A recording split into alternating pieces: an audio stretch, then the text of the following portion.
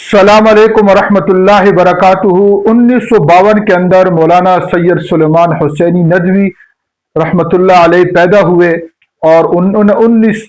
29 جون کو 2026 کو وہ دنیا سے چلے گئے، ان کا انتقال ہوا۔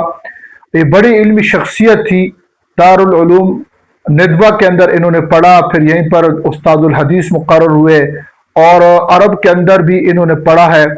اور بڑی کتابیں انہوں نے لکھی ہے، اور نوجوانوں کی تربیت کی انہوں نے ایک جماعت بھی قائم کی تھی۔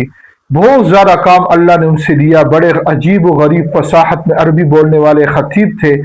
لیکن آخری عمر میں ان سے کیا ایسا کام ہوا کہ جس کی وجہ سے علماء دیوبند مدرسہ اور مظاہر العلوم بڑے بڑے مدرسوں نے ان کے خلاف فتوی دیے اور ان سے جو ہے علیحدگی اختیار کی، حتیٰ کہ ندوہ جو مدرسہ ہے انہوں نے بھی ان سے علیحدگی اختیار کر لی، ان کو جتنے عہدے دیے تھے تمام عہدے سے ان کو ہٹا دیا۔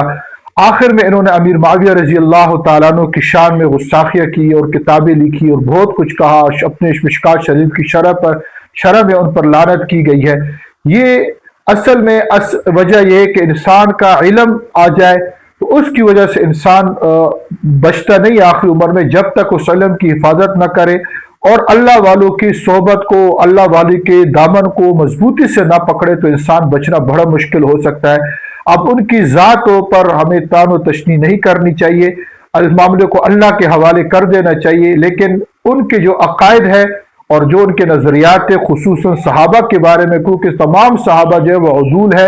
تو تمام صحابہ عادل ہے صحابہ کرام، تو ان کا ہم پہ حق پہنچتا ہے کہ ہم ان کا دفاع کریں اور ان کے جو عقائد ہے وہ امت کے سامنے ہم لے کر آئے اور امت کو ان کے غلط عقائدوں سے ہم بچائیں۔ السلام علیکم۔